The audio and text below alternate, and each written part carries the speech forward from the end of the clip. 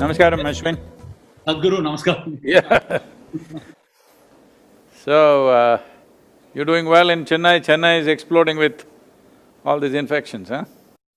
Initially, I felt like I was okay, but now I'm getting really edgy. I want to go out and play or do something like that. I'm getting really edgy inside the house. No, but Tamil Nadu was well controlled in the beginning, first 3 weeks, but now it's going off. But isn't it like the fact that it will go in high numbers all over the country? I don't know, because the numbers are increasing every day. It's getting a little concerning. Yes, it is. At the same time, almost 70% or 75% is within 20 districts. That way it's not spread. But now this migrant labor has gone across the country, back home. So will they spread it there is a question. But I generally feel the rural population may be having enough immune system within themselves that they may not be casualties there big time except very vulnerable, very aged group of people. See, everybody is talking about this herd immunity and all this stuff. If you go that way, if you go towards herd immunity, you will wipe out the geriatric population in the country or in the world. So, that is not really an option, but if it goes away, runs away in that direction… But Sadhguru, tell me something in this current situation where we are standing. What is the direction that people should look for? Because at one side of it, a lot of people are looking for livelihoods. A lot of people, I mean, thankfully we are all blessed. I'm in the blessed category where I can still have sufficient to eat on a day-to-day basis and still manage to handle my anxieties. Then there are another set of people who are struggling to run their businesses. The economy is suffering. What is the answer to this? How long will people have to bite the bullet? See, no nation can afford to close itself down forever, okay? We have done exemplarily well, actually. Over 65 days, we've been closed. I think with 95% pass mark, maybe 2 to 5% might have failed, but largely we've done that. But the nature of the virus is such, if there is one person left with infection, he will again start a new cycle. That's how it is, because even if you've been infected once and you come out negative later, still you're vulnerable to infection. That is what we are seeing. So having said that, it is… unfortunately, maybe in the end we only have to think of herd immunity, but that will be a terrible thing because our parents, grandparents will all get wiped out. That's what it means. So, there is… see, there is no clear voice from the scientific community anywhere in the world to say this is the nature of this virus, we can do this. There is no clear voice about that because nobody has figured out what exactly it is. There is still debates going on. I was talking to, this Global Doctors Association, and they are saying every day they are publishing now, writing 128 papers per day is being done, thousands of papers. Every day somebody is discovering something new about the virus and they're writing on it, 128 per day average is happening. So, that means we are that confused, all right? So, without a clear perception that this is the nature of the virus, this is how it'll behave, even if we don't find a vaccine, at least if we have a proper, treatment protocol, we can feel comfortable. Right now, there is no treatment protocol. Somebody says take hydrochloroquine, somebody says take that Ebola drug, somebody says take the HIV drug, somebody says drink Lysol, it's like variety of things. Well, we are giving Nilavembu to everybody. We just shooting, we're shooting in the dark, literally. Only thing we can do is strengthening the immune system. For this we have protocols, which is what we are doing, and we are trying to mass, implement it as far as possible. Some simple yogic practice, little bit of care about what you eat, and a few other Ayurvedic and Siddha concoctions which will boost the immune system. This got nothing to do with the virus. something to do with us. With the ability to fight. Sadhguru, just one more question I've been wanting to ask, and I seem to find it very difficult to get answers very clearly. You can ask me any question, don't throw me carom ball and all, I'll hit it for a 6, be careful. No, I'll come to your cricket abilities very soon, Sadhguru, because I've seen you play all sport. I want to understand, what are you? Are you a bowler or a batsman, Sadhguru?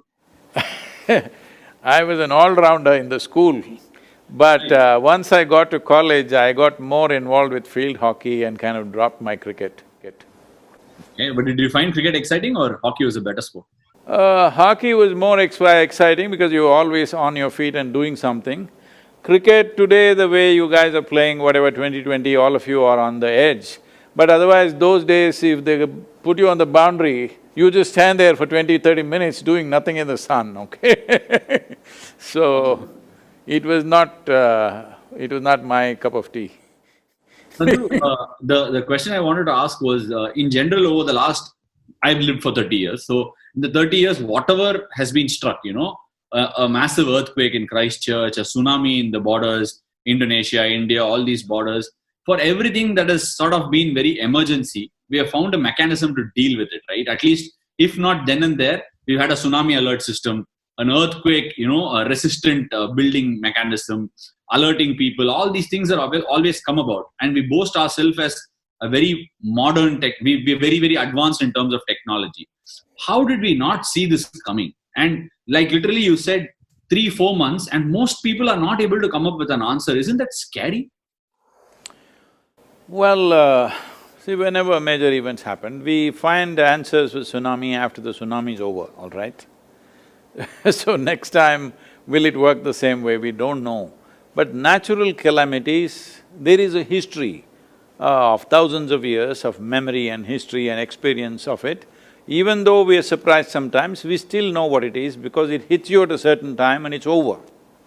If a tsunami happened, 10,000 people died, that's it. It's not going to come every day and kill you, that's a different kind of thing. So, earthquakes have happened in Gujarat and all, it killed nearly, I don't know, from 100,000 people, I think. So, but it's a one-time thing. Only thing is, it also destroys your property. This leaves your property, just cleans you up, all right? This is a different kind of thing. This is the nature of virus. In the last 50 years' time, of the 335 diseases, nearly 70% are zootonic, that means they've come from the animals, either bacteria or virus. So this particular virus is not a deadly killer, that is the advantage and that is a big disadvantage.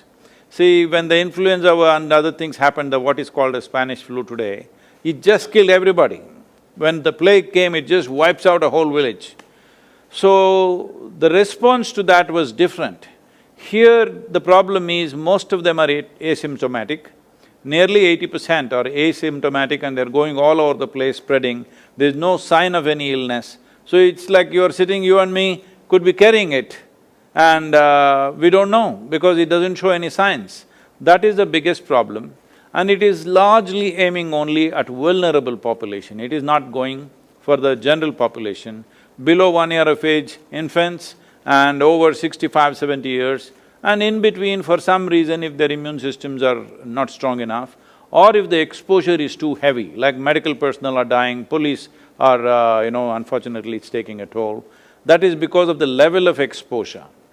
So having said that, why we don't have an answer is, definitely there is something strange about this, but at the same time, at any time when we had these epidemics and pandemics, especially the virus attacks that we've had, we never figured it out, it just went away by itself.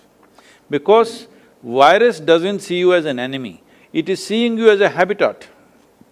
So it is not interested in killing you.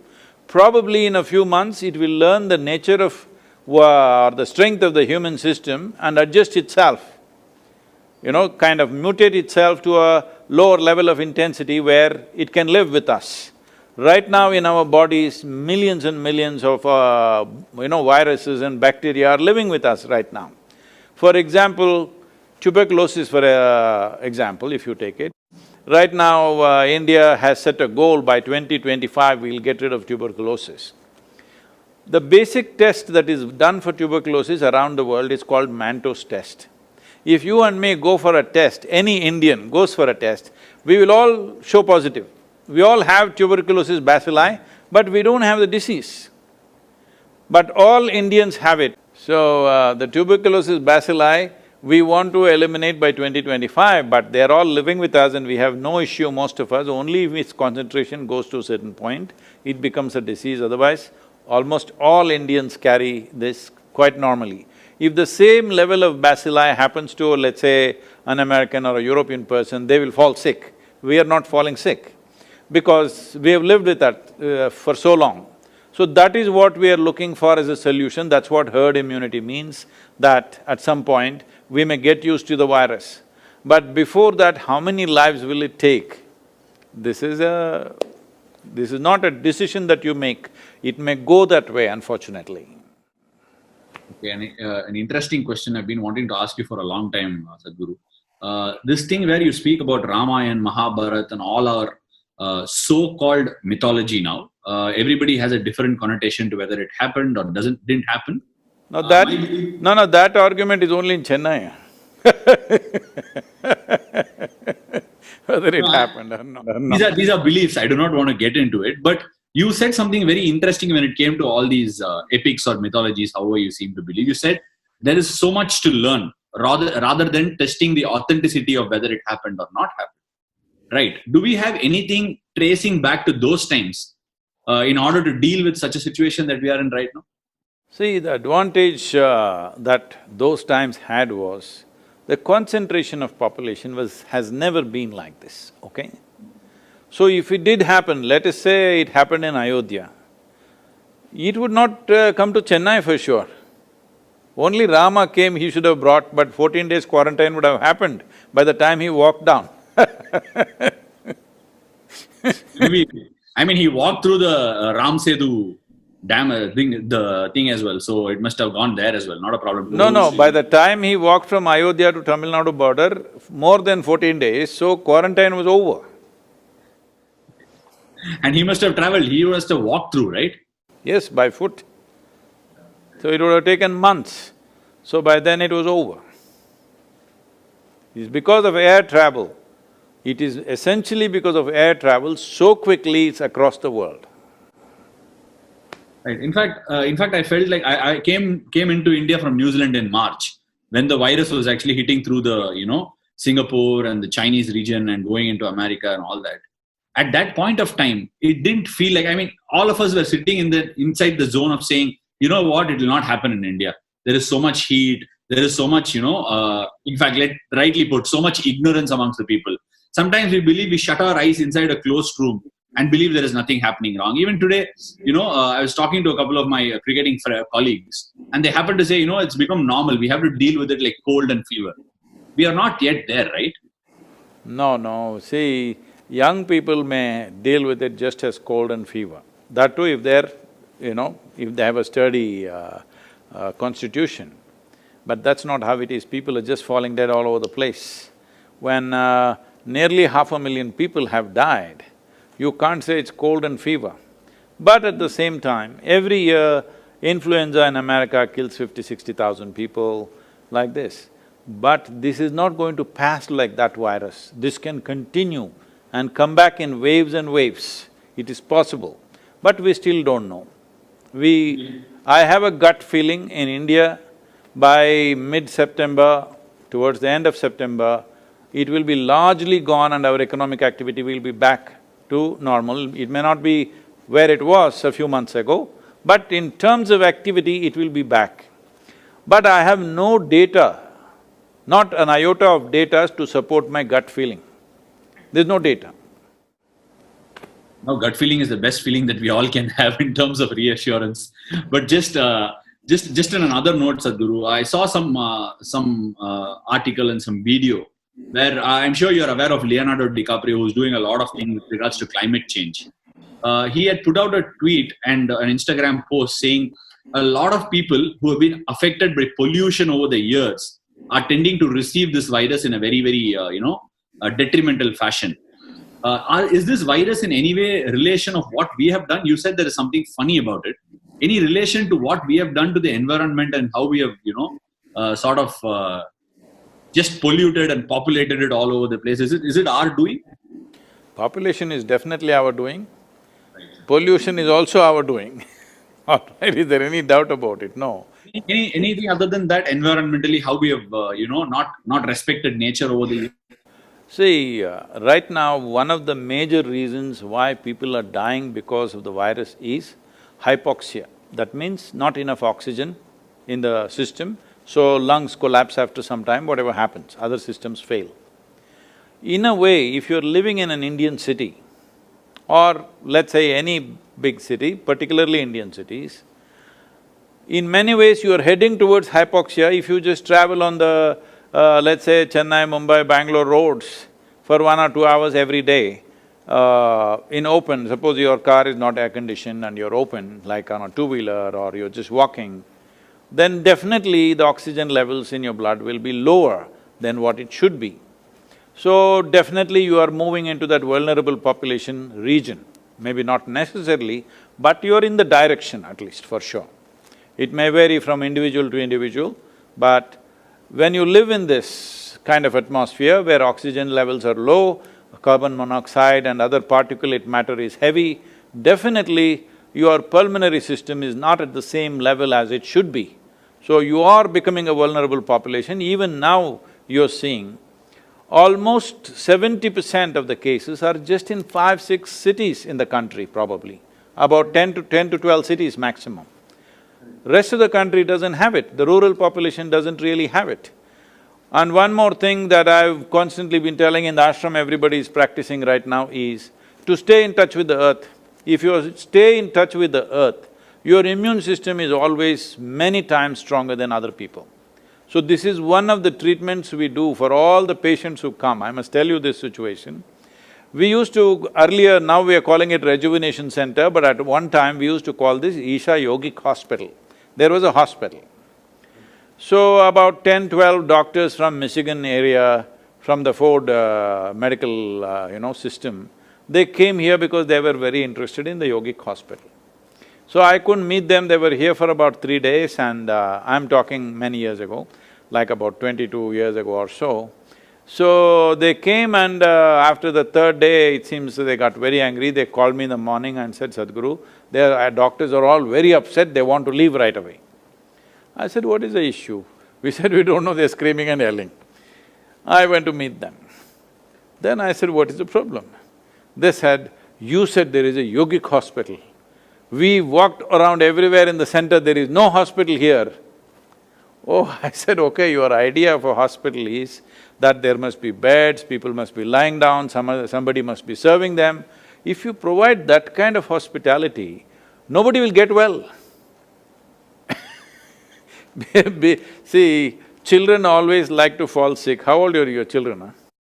They're about 5 and 3.5. Yeah, that 3.5 guy, watch him, because they like to fall sick. Because when they are sick, everybody does mo, poo, poo, poo, poo and all that. They love it, okay? Every child learns at an early age that if you are unwell, if you are miserable, if you cry, you get lots of attention. If you're happy, joyful, screaming and you're dancing around, you don't get attention. This is a thing that every family has to change. So I said, no, that's not the way it is. I had about 110 people on that day who are going through some treatments. I said, see, in this hospital, we wake them at 5 o'clock, 5:30 they have to be there for the sadhana, 8 o'clock sadhana is over, then I put them to work in the garden or in the kitchen or somewhere else where they have to use their hands and everything, and they may get little more rest than others, that's it, they're under medication and practices, but they have to be involved, and especially with the earth, they must be involved. Then I took them around and made them meet all the people who were working in the garden. Our patients were all working hard. So they will want to get well if you make them work hard, always. Because you said that you need to be in touch with earth, I'm asking this. There are two schools of medical treatment, it's not two, maybe more than that. But off late I'm getting attached to this sort of theory where the body knows to treat itself. Are we over treating ourselves because we get an influenza or a virus? Is there a tendency that we over treat our body and kind of misguide it? I would say I cannot comment about you as an individual, but as a human population, this generation of people, are we over-treating? 100%, we are over-treating. We are overdoing everything. In the sense, right now, the pharmaceutical industry is bigger than the food industry, I think. Am I right? It I must think be. it It is is. on becoming the biggest right now. Yeah. The largest industry is arms and armaments. Second largest is pharmaceuticals. The third one is alcohol and tobacco and these things put together. So one is a clear death, another takes you towards it, another pretends to get you back. Having said that, I am not trying to discount the impact of modern medicine. You and me are alive today, probably only because of modern medicine. Otherwise, small things could have killed us. Average life expectancy of an Indian was 28 years in 1947. Today it is 73 or 74, which is a significant achievement for the nation. But that's not happened without vaccines and things like that. Otherwise, anything, smallpox, this, that could have killed us. So, our life, we owe it to modern medicine, there's no question. But in present conditions, at the level of concentration of populations that we have, without modern medicine, I don't think we can survive. Without pharmaceuticals, you cannot survive. There was a time when people lived in nature, there was substantial space for every human being, then it was possible to just eat some leaves or eat some fruit or just fast for 2 days and get well, all this. Even now you can do if you're maintaining your lifestyle like that. But every day you're out in the town, meeting 1,000 people and mixing with people, then if something catches up, then you better take some medicine, otherwise it'll be risky. Sadhguru, another important thing as far as I was concerned, I was very enamored by the whole thing of Kaveri calling, right? And you explained in detail about what Kaveri calling is and how much of deforestation has happened, and we need to reforest them to get the land back. Water needs to be, the land needs to have the ability to hold the water on and all that sort of stuff. How far are we in the zone of rehabilitating? I know it's a long-term process, but how much have we made strides, Sadhguru? See, the significant thing is the Karnataka government announced subsidy for the farmer. For every tree, 125 rupees subsidy has been allotted. Not only that, for somebody who encourages somebody to plant a tree, he gets 5 rupees. Suppose you are the farmer, I make you plant 100 trees, now I get 500 rupees for this. So now we are training youth to be agents of change. So they can take this up like a part-time profession, that they meet the farmers in the local areas, because they know each other, they're related largely, they can talk to them and encourage them and may facilitate this stuff, because both will benefit. He will get subsidy, this guy will get 5 rupees commission for that. So this process is already on. This monsoon we were to go full on, but now we are like little slowed down.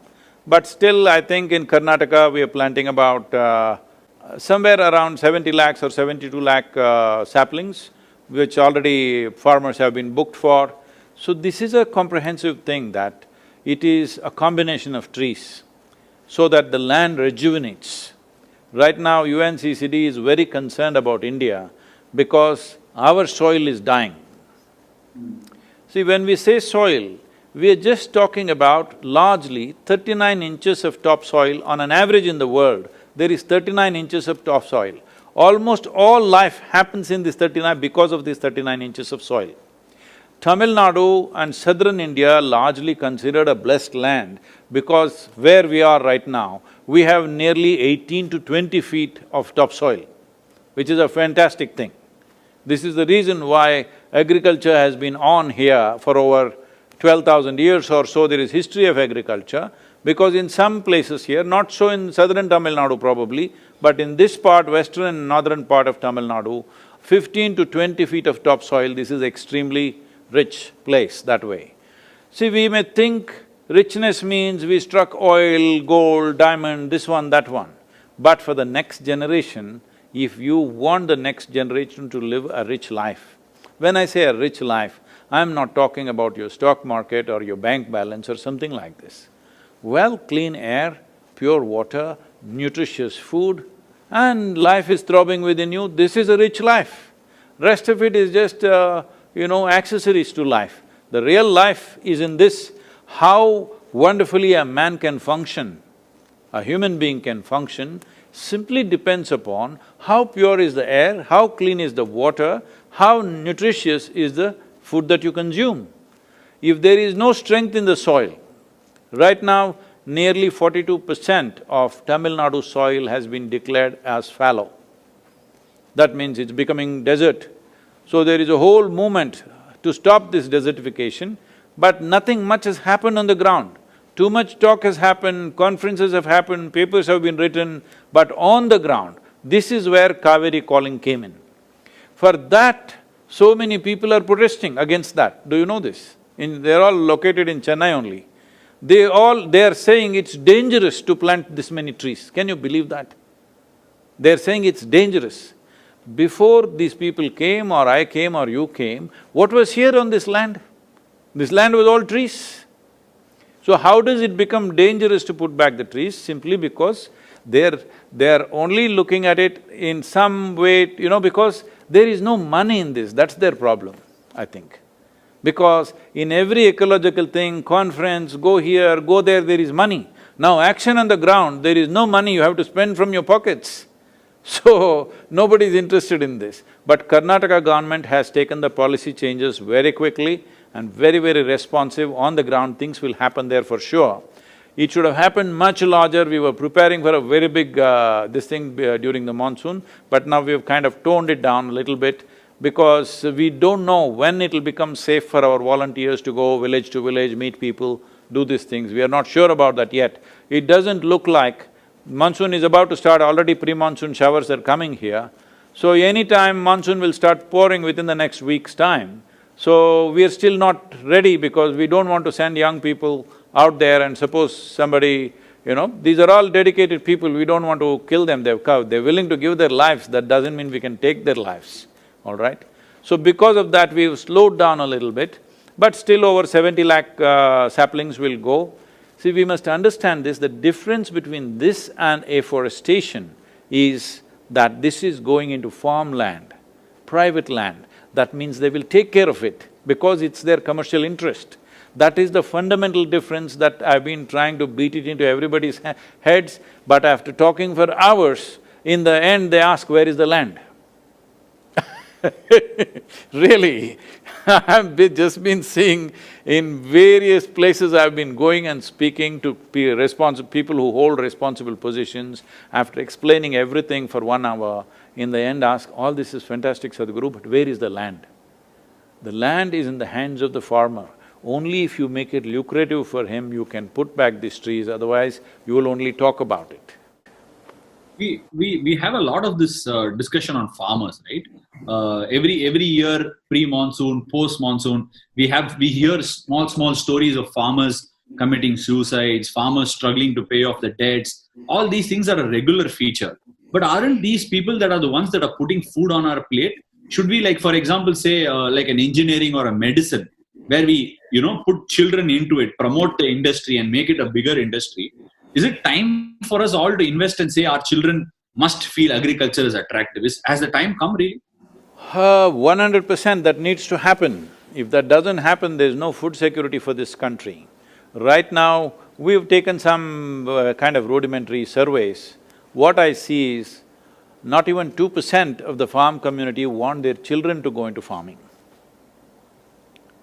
That is what it is. So in another 25 years, when this generation passes, who will grow food for you?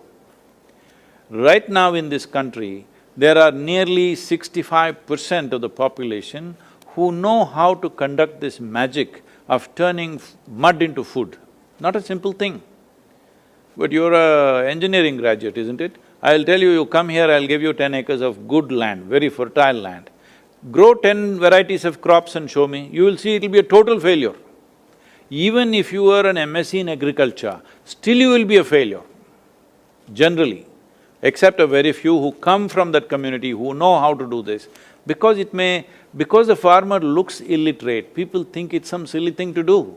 It is not, it is a very complex and very time-sensitive operations, the way it is done, the farming. Because the guy looks undernourished and badly dressed, we think it's something not important. You and me are eating only because of him. And it's not a small achievement. One of the greatest achievements of this nation is, we are managing to provide food for 1.4 billion people without any major imports of food. There's no any major import of food, actually, we're exporting a little bit, a few small things are coming in. But generally, we are able to provide. See, even in a situation like this, right now this virus situation, even now, during this pandemic, we have enough food. How to reach that person who has no money is another problem, but we have food in the country. Suppose you don't have food in the country, then that disaster is totally of a different nature. So farmer has done a fantastic job with no great technology, no great science, just with traditional knowledge. The only problem that he is facing, why you're seeing these suicides and other things is, one thing is, there is no power of scale over generations, because we have history of thousands of years of agricultural history. Over generations, it's become smaller and smaller and smaller. Today, the average land holding in the country is 1 hectare, that is 2.25 acres. In 2.25 acres, or for every 2.25 acres, there's a barbed fence, there is a borewell, there's an electric connection, there are pipelines. It's a complete waste of resources. For the amount of money that goes into it, there is no way he can get to make it lucrative or profitable for himself. So this is what is leading to this. So right now, this FPO movement, we have one of the best run FPOs in Tamil Nadu is run by us here in this region. It's an organization of about 1,200 farmers. Now we are seeing how to scale this to 50,000 farmers. Right now, on the ground, nothing much has happened. All we have done is to show them it works. All we have done is, there are 3-4 youth always on the phone negotiating these products. Just with negotiation, their income has gone up 300%. Just with simple negotiation and timing the sale of the produce, this is all. And another thing is the inputs. We have set up a superstore where all the inputs, whatever the dealer margin was about 25 to 30%, that is going straight to the farmer. That 30% itself is a big thing for him. So, we are looking at, if you put 50,000 farmers together, it becomes a major corporation run by them. You can hire professionals, you can hire scientists to, agricultural scientists to see what crops to grow, how to grow and everything. We can hire, marketing experts to do this, or we can consult, we can handle this internationally. All this we are looking at because from Kanyakumari to Kashmir, the latitudinal spread that we have in this country, the types of soils and weather conditions that we have in this country, 12 months of the year, you can just grow almost anything that grows anywhere in this world. And if we handle this capacity, this latitudinal spread, and 65% still being capable of doing farming, if we handle this right, then we can become the breadbasket of the world. But right now, we have laws like this, that, this compulsory school education is killing the farming, totally. Every child goes to school, by the time he comes to till 10th standard, he need not pass, he just keeps going. Without learning 2+2, millions of them have reached 9th, 10th standard. Only in 10th standard he gets filtered. By then, he is physically not competent to work in the farm, mentally completely in a different way. He thinks he's educated just because he's gone to school. So, we are completely destroying the future of farming in this country. It is time educated people invest and invest their children in the farming, because it can be done in a very good way, there is enough science and technology. What is lacking is scale. Scale can be achieved by bringing them together as a farmer-producer organization. There were many tax and other things which we got relaxed now. See, for example, if you are a farmer, how much ever you earn, there's no tax for you. But if 10 of us farmers got together and made an FPO, then there is 30% income tax.